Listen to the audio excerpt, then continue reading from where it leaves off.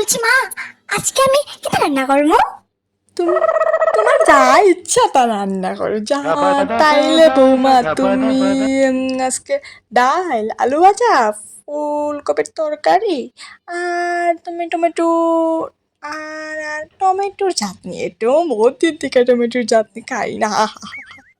এত কিছু?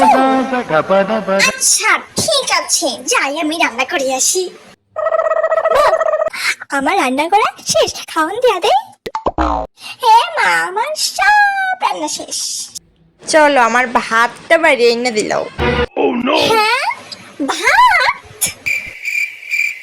ভাত ছাড়া আমি খাইমু কিভাবে? ভাত কোথায় মা? ভাত তো আমি রান্না করলামই না। মা, আপনি তো আমাকে ভাত রান্না করতে বলেনই। তুমি ভাত রান্না করছো না?